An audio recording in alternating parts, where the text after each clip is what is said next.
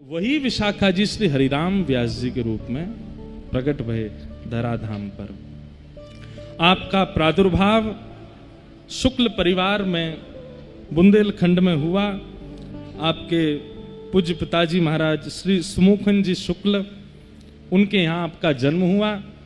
बाल्यकाल में ही आपको सरस्वती सिद्ध हो गई और सरस्वती मंत्र की ऐसी उपासना की कि सरस्वती जी ने स्वयं प्रकट होकर के आपको सिद्धि प्रदान कर दी। ये जिस ग्रंथ को एक बार देख लेते थे तो वो कंठस्थ हो जाता था।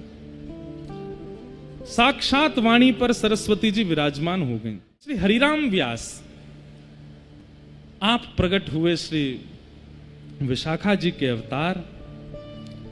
बाल्यकाल में ही इतने तेजस्वी और इतने विद्वान हो गए कि इन्होंने अपनी विद्वत्ता से पूरे भारत के विद्वानों पर विजय कर ली।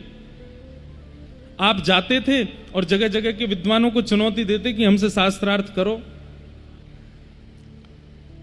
शास्त्रार्थ में सबको हरा देते, सबसे विजय प्राप्त करके विजय पत्र लेते और इनकी बैलगाड़ी थी उस पर विजय पत्र चिपका करके चलते थे। जैसे आजकल लोग अपनी पहचान गाड़ी पे लगा के चलते हैं।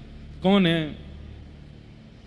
एमएलए हैं, मंत्री हैं, ये हैं, वो हैं। आजकल तो संत महापुरुष भी अपनी पहचान लगा करके चलते हैं, ये हम वो हैं। ऐसे ही हरिराम व्यास जी बैलगाड़ी पे अपनी पहचान लगा के चलते। जहां जहां विद्वानों को हराते उनसे विजय पत्र लिखवा के अपनी बैलगाड़ी पे लगा देते। उनकी बैलगाड़ी में लकड़ी कम दिखाई देती, विजय पत्र ज्यादा दिखाई देते। और सब गांव के शहरों के लोग जय हो। कौन है? हरिराम व्यास। सब जगह दिग्विजय करने के बाद हरिराम व्यास जी से एक स्थान छूटा था, उसका नाम था काशी। आपने काशी के विद्वानों को चुनौती दे दी, तैयारी कर लो, मैं आ रहा हूं और आप सबसे शास्त्रार्थ करूंगा। काशी के विद्वान बोले, भाई विद्वान से शास्त्रार्थ किया जा सकता है, तर्क देने वाले से बात की जा सकती है, लेकिन कुतर्की से जीता नहीं जा सकता। कुतर्की किसको कहते हैं जानते हैं? जो यहां से या यहां से अपनी बात को सिद्ध करता है उसको कहते हैं कुतर्की। तार्किक व्यक्ति से तर्क किया जा सकता है, लेकिन कुतर्की व्यक्ति से कुछ नहीं किया जा सकता। हरिराम व्यास जी में विद्वत्ता तो थी, साथ में कुतर्क और था। अगर आप अपनी बात सिद्ध करोगे ऐसा नहीं ऐसा है, तो हरिराम व्यास जी अपनी बात को सिद्ध करने के लिए किसी भी स्तर पर चले जाएंगे। ऐसे कुतर्की, उनसे हारना ही पड़ता था सबको।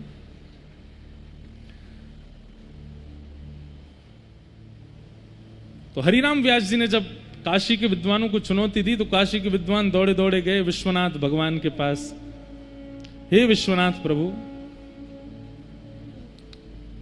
हरिराम व्यास जी आ रहे हैं और हमें पता है कि ये काशी के विद्वानों को हरा देंगे क्योंकि कुतर्की हैं। आप कृपा करो, अपनी काशी की रक्षा करो। इतने विद्वान, क्योंकि एक और चीज होती थी शास्त्रार्थ में, उस जमाने में जो ब्राह्मण हार जाते थे उनको कोई ना तो अपने घर पर अनुष्ठान के लिए बुलाता था, ना उनसे कोई वेद पाठ करवाता था, ना उनकी जीविका ही खत्म हो जाती थी। तो ब्राह्मण बेचारे इतनी चिंता में कि हरिराम व्यास जी ने हरा दिया तो फिर हम लोगों को घर कैसे चलेगा। और सबसे बड़ी बात, काशी का नाम विद्वानों से है। पूरी काशी पर विजय प्राप्त कर लिया, मतलब काशी की हार होगी अगर एक भी ब्राह्मण हारा तो। विश्वनाथ महादेव भगवान से जाके प्रार्थना की, बोले प्रभु कृपा करो। एक बात कहें, काशी ने बहुतों को वृंदावन भेजा। अभी इस साल हमारी जनवरी में काशी में ही कथा थी, कितनों को काशी ने वृंदावन भेजा। तो अगर किसी को ब्रजवास की प्रबल इच्छा और बहुत समय से प्रयास कर रहे हैं लेकिन ब्रजवास नहीं मिल, एक बार काशी हुआ हो, विश्वनाथ प्रभु से प्रार्थना कर रहा हो, वही तो हैं गोपेश्वर। एक बार निवेदन कर आओ, हे नाथ ब्रज में कछु बना दो हमारो। तो हो सकता है महादेव ने प्रबोधानंद जी को भेजा, महादेव ने रूप सनातन गोस्वामी जी को भेजा।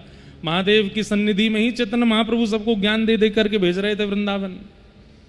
श्रीमद वल्लभाचार्य जी महाराज ने भगवत धाम गमन काशी से किया। गोस्वामी तुलसीदास जी महाराज को भगवत इच्छा और मानस जी का सारा भाव काशी में प्रकट हुआ। काशी सामान्य स्थिति नहीं है। हरिराम व्यास जी काशी पहुंचे, जाकर के चुनौती दे दी, आइए विद्वान सब हमसे शास्त्रार्थ करो। अब विद्वान तो कोई गए नहीं, लेकिन विद्वानों ने सबने प्रार्थना की थी। तो अर्धरात्रि का समय महादेव प्रकट हो गए और एक सामान्य से ब्राह्मण का रूप धारण किया, सुंदर त्रिपुंड लगाया, सामान्य से कुर्ता पहना, नीचे धोती पहनी, पहुंच गए हरिराम व्यास जी के द्वार पर। सेवक जनों से कहा कि भैया मैं गरीब ब्राह्मण हूं, काशी का, शास्त्रार्थ करने नहीं आया हूं।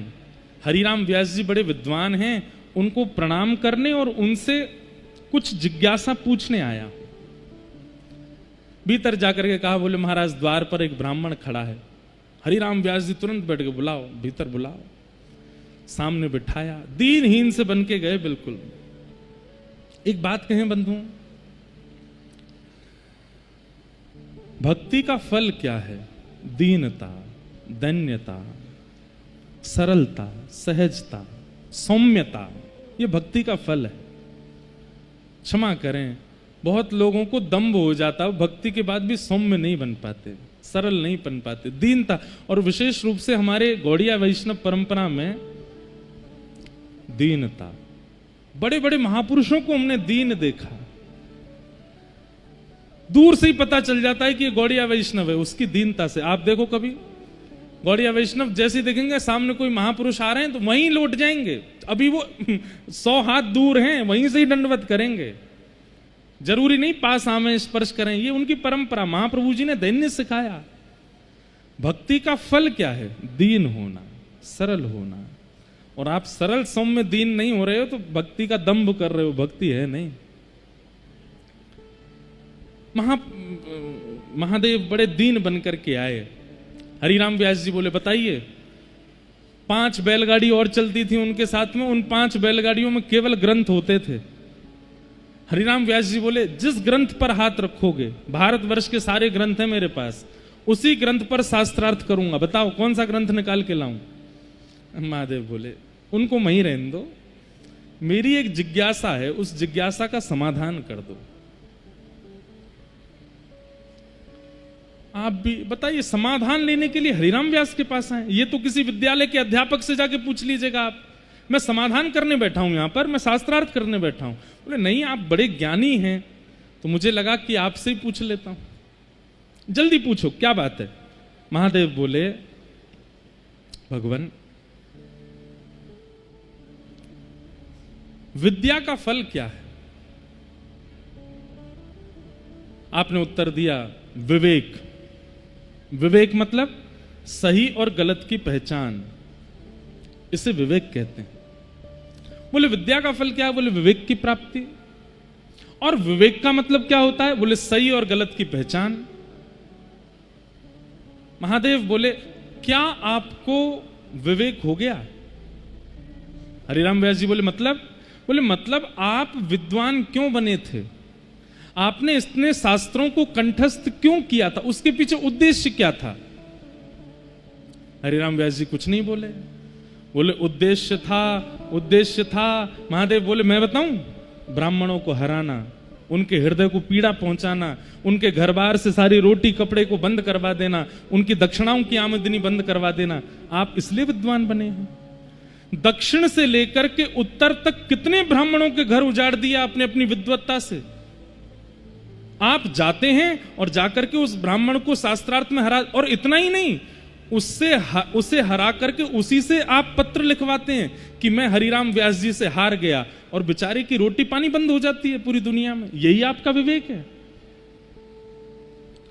और क्षमा कीजिए, अगर भगवान ना करे आपकी 100 वर्ष की उम्र अगर हो गई तो पूरे भारत में तो किसी विद्वान को आप छोड़ोगे ही नहीं, सबके घर की आजीविका बंद करा दोगे। क्या यही आपका विवेक है? सुनकर के हरिराम व्यास जी घबरा गए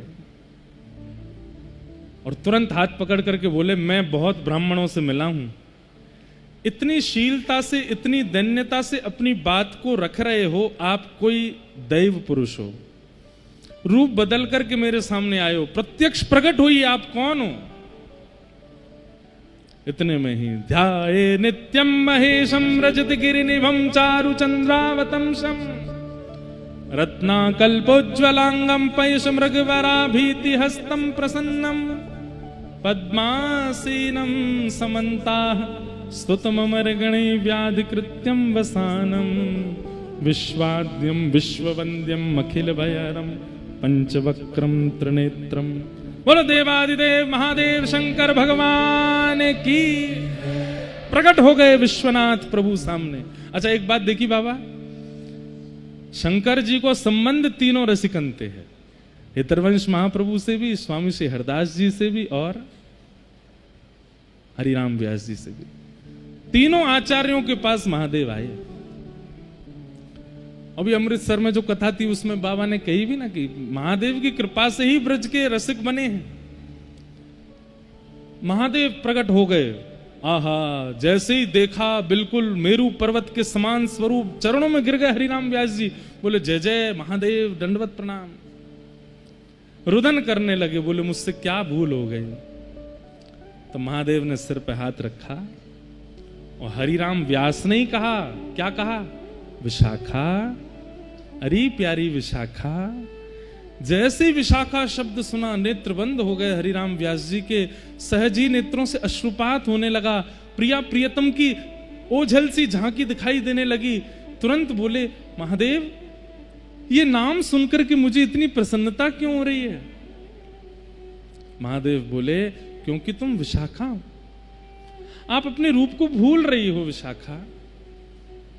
आपका काम विश्व भर में घूम करके लोगों को हराना नहीं है, आपका काम तो वृंदावन का यश गाना है। आप विशाखा हो, वृंदावन महिमा गाने के लिए आई हो धराधाम पर।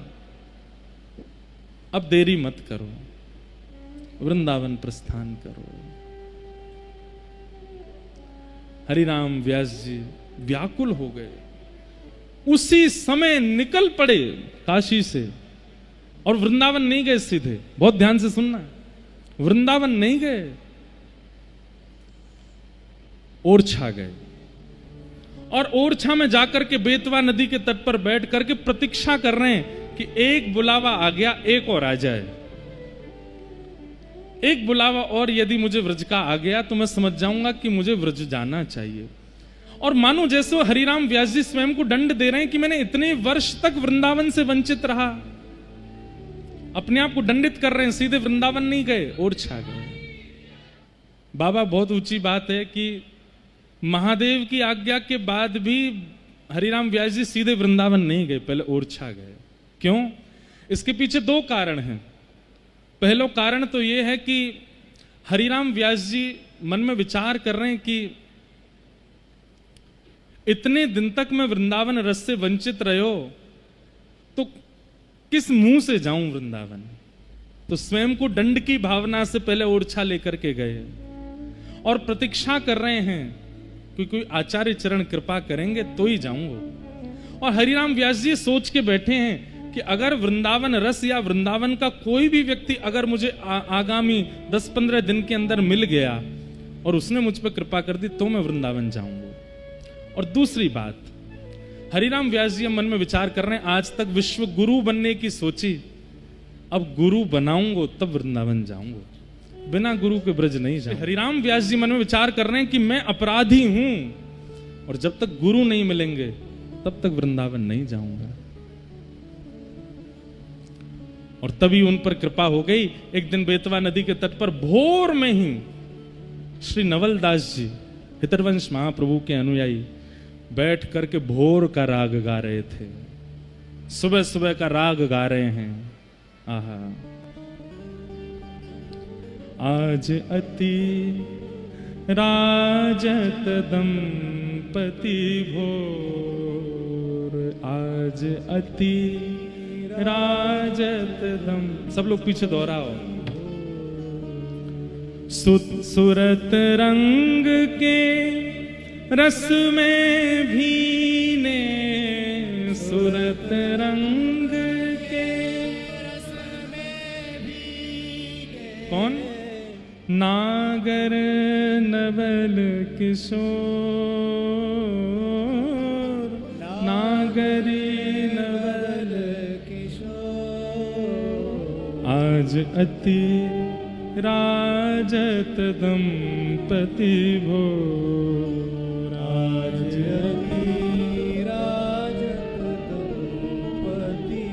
अब ये पद नवलदास जी गा रहे हैं वेतवा के तट पर बैठ के ओरछा में, और वहीं पास में ही श्री हरिराम व्यास जी जैसे मानो इतने दिन जब से महादेव मिले हैं तब से बड़े व्याकुल हैं, और उनके व्याकुल चित्त को मानो किसी ने प्यासे चित्त को जल जैसा पिला दिया हो।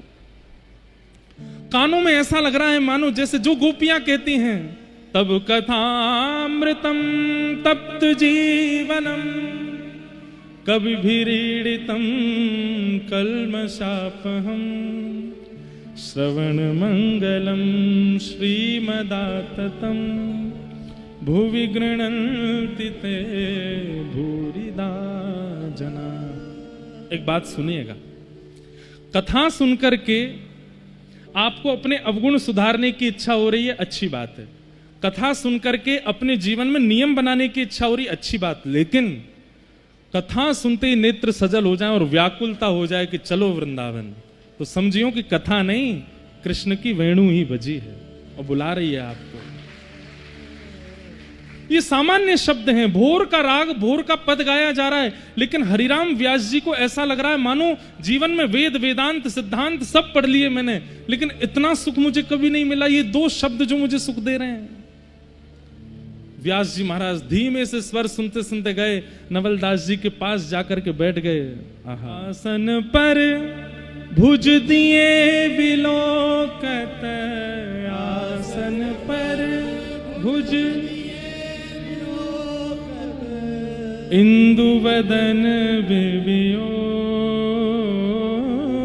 इंदु वदन अनसन पर भुज दिए बिलोकत, अनसन पर इंदु वदन बिबियोर, इंदु वदन करत पान रस मात परस पर, करत पान रस परस पर लोचन त्रसित चको, लोचन त्रसित चको आज अति राजत दंपति भो, आज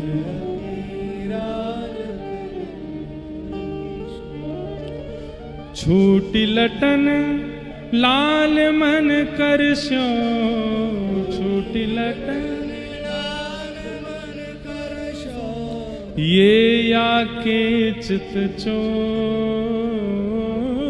ये या के चित चो परिरंभन चुम्बन मिल गावत, परिरंभन सुर मंदर कल घो, सुर मंदर कल घो आज अति राजत दंपति भो, आज अति राजत दंपति भो पग डगमगत चलत बन बिहरत, पग डगमगत चलत रुचिर कुंज घन घो, रुचिर घन घो जय श्री हित हरिवंश लाल लालना, जय श्री हित जय श्री हित हरिवंश लाल ललना, हित हरिवंश मिलहियो सिरावत मो, मिलहियो सिरावत मो आज अति राजत दंपति भो, आज अति राजत दंपति भो।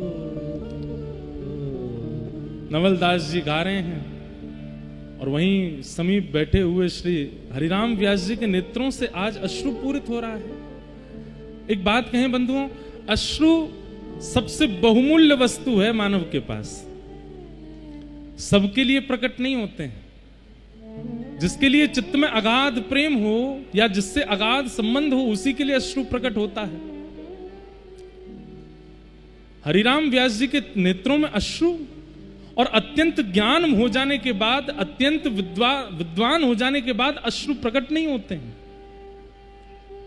लेकिन व्यास जी के नेत्रों से सहज ही अश्रु प्रकट हो रहे हैं। नवलदास जी के चरण पकड़ लिए, बोले भगवान ये किनका भाव आपने गाया, ये कौन गा रहे हैं? तब आपने कहा, बोले वृंदावन में श्री राधा वल्लभ लाल जी की नित्य सेवा चल रही है, हितरवंश महाप्रभु के द्वारा, ये उन्हीं का पद है, उन्हीं का भाव है। बस मिल गए मेरे गुरु जी, यही है मेरे गुरुदेव, जिनके भाव सुनते ही मेरे चित्त के सारे कलमश दूर हो गए, जिनके भाव श्रवण होते ही मेरे नेत्र सजल हो गए, जिनके भाव श्रवण करते ही मुझे त्याग की इच्छा हो गई है, ओरछा छोड़ने का मन हो रहा है। हरिराम व्यास जी सामान्य नहीं है, ओरछा के राजगुरु हैं, कोई इतनी जल्दी पदवी त्यागता नहीं, लेकिन त्याग की सहज भावना प्रकट होने लगी। ऐसे त्याग की इच्छा मन में आने लगी कि बस सब संसार व्यर्थ है। जिनकी वाणी सुनकर के ऐसा हो जाए, समझो यही गुरु हैं। गुरु जी को वंदन भी कर रहे हैं और खूब संग्रह भी करते जा रहे हैं। समझो, गुरु में तो गुरुत्व था, आप में शिष्यत्व नहीं आया अभी।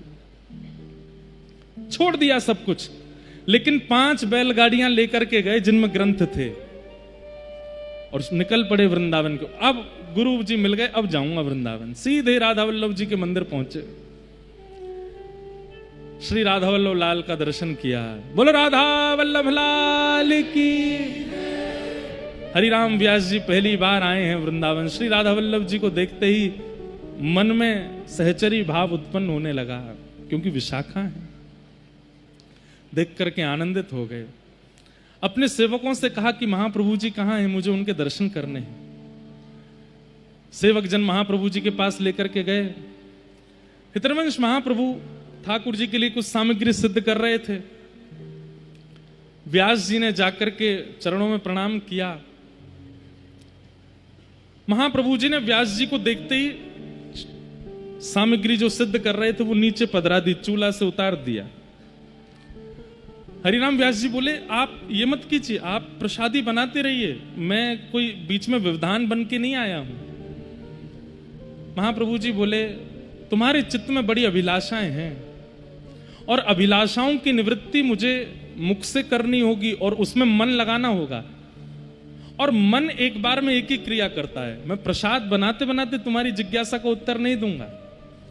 ठाकुर जी की सेवा में इतनी चूक नहीं होनी चाहिए। देखिए, बात सुनिएगा बहुत ध्यान से। कई लोग होते हैं वो भगवत सेवा में 2 काम एक साथ कर रहे हैं। ठाकुर जी की सेवा की प्रसादी भी बना रहे हैं और अपनी घर गृहस्थी को भी चला रहे हैं, बाहर जाकर के बच्चों को भी तैयार कर रहे हैं, पति को भी ये कर रहे हैं, फिर ठाकुर जी को भी कर रहे हैं। नहीं, महाप्रभु जी कहते हैं ये मन जब ठाकुर जी की सेवा में, तो फिर वहीं लगे, उस समय कोई दूसरी क्रिया इस मन से ना हो। हरिराम व्यास जी को कह दिया कि आपकी बड़ी जिज्ञासाएं हैं और उनका उत्तर देने के लिए मुझे मन से देना पड़ा, मन अभी भोग में लगा है। तो व्यास जी ने कहा, बोले हाथ से भोग बनाते रहिए, मुख से मेरा उत्तर देते रहिए। बोले मन तो एक ही है ना, हाथ और मुख तो अलग है, मन तो एक जगह लगेगा। और तुमको उत्तर देने के लिए मन यदि प्रसाद से हटा तो ठाकुर जी स्वीकार नहीं करेंगे। सोचो। हरिराम व्यास जी बोले, मेरी सबरी जिज्ञासा पूरी है गई यही भाव से, मुझे सारे उत्तर मिल गए, अब मेरे को जिज्ञासा ही नहीं है। आपके चरणों में प्रणाम, वंदन करूं, एक बहुत जरूरी काम है वो करके आऊं। बोले क्या? 5 बैलगाड़ियों में ग्रंथ रखे, पहले उनको जमुना जी में विराजमान कर आऊं, और सारे विजय पत्र, जितनी जगह विजय प्राप्त करी, सारे विजय पत्र और सबरे ग्रंथ जमुना जी में पधरा दिए। एक कोई आया, बोले भैया ये लोगों के काम आ जाएंगे पढ़ने के, इनको दे दो।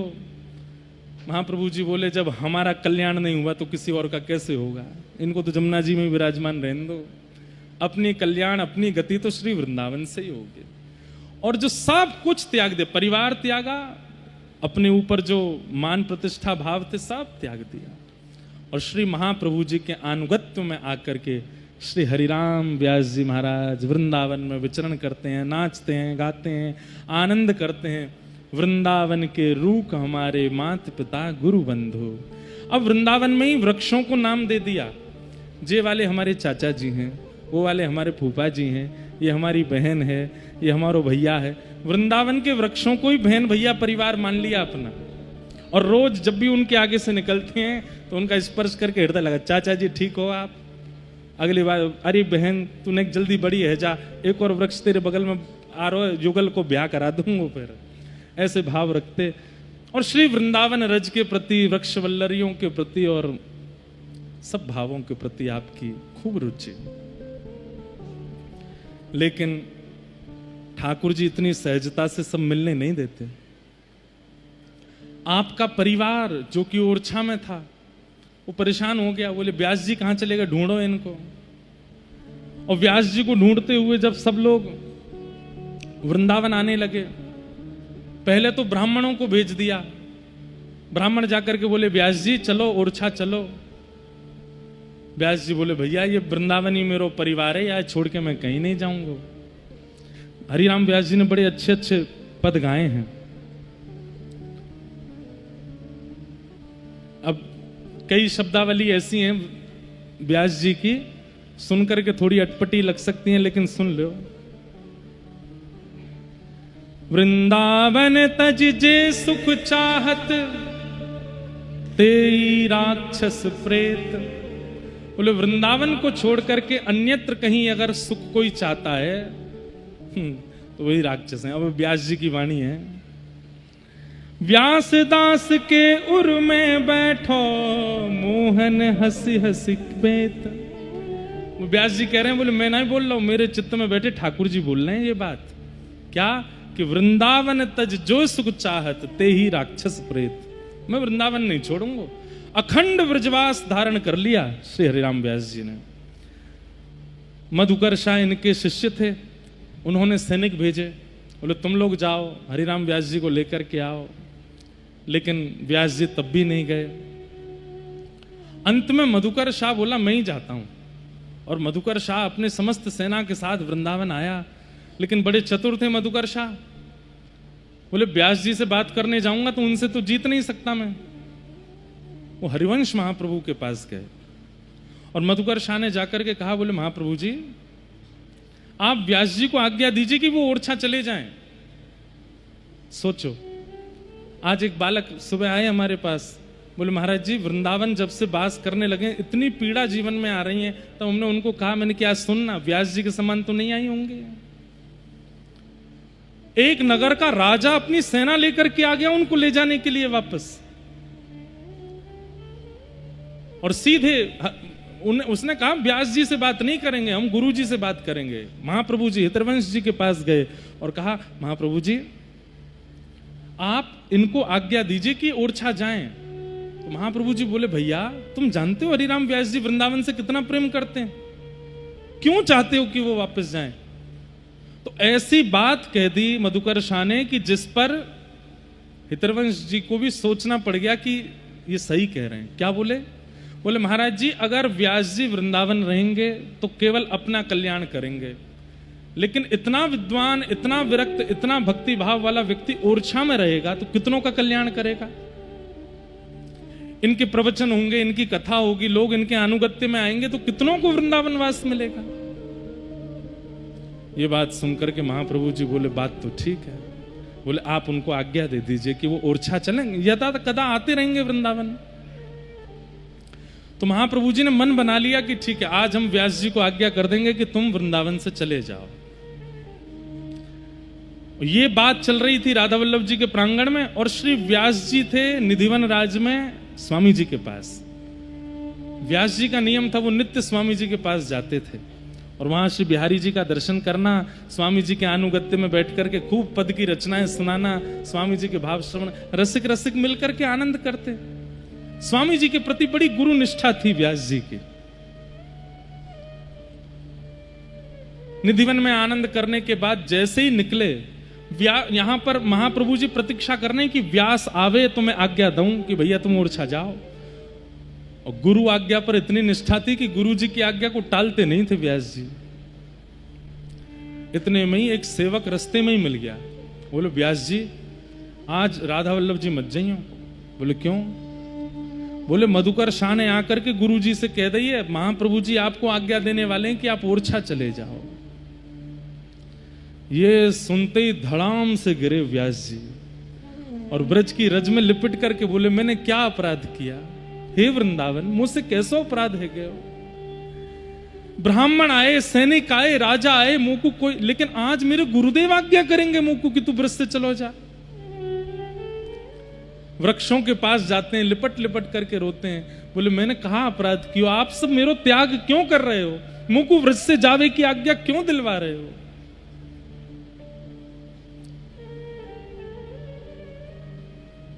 कहते हैं तभी किसी ने, व्यास जी की स्थिति ऐसी हो गई कि मुख से तो झाग से निकलने लगे, नेत्रों से अश्रुपात होने लगा, इतनी विरह अवस्था में आ गए, जगह जगह लेट जाते हैं, मानो वृंदावन को आलिंगन करने का मन करता है कि अब तो मुझे जाना पड़ेगा, गुरुदेव आज्ञा करेंगे। किसी ने जाकर के हितरवंश महाप्रभु से कहा महाप्रभु जी व्यास जी को बचा लीजिए। एक अटारी पर खड़े हैं महाप्रभु जी और देखते हैं यमुना के तट पर व्यास जी इतने व्याकुल विरह भाव से रो रहे हैं। कभी वृक्षों को पकड़ते हैं, कभी यमुना जी में कूदते हैं, कभी रज में लिपट जाते हैं। मैंने मोह मत छोड़ो, हे वृंदावन, हे श्री वृंदावन, मेरो त्याग मत करो। ये स्थिति जब देखी हरिराम व्यास जी की, महाप्रभु जी ने तुरंत मधुकर शाह को बुलाया। बोले इधर आओ। बोले देखो ये हरिराम व्यास है। अरे भैया, व्यास यदि वृंदावन में रहता तो मैं आज्ञा दे देता कि तुम वृंदावन से चले जाओ, पर अब तो वृंदावन इनमें रहता है, अब कैसे आज्ञा दूं? अब तो वृंदावन इनमें विराजमान है। श्री हरिराम व्यास जी के शरीर में रक्त नहीं है, यमुना जी है। हरिराम व्यास जी के रों रों वृक्षवल्लरी बन चुके हैं। हरिराम व्यास जी के तन पर ये ये चमड़ी नहीं है, ये ब्रज की रज है, ये साक्षात चलते फिरते वृंदावन है।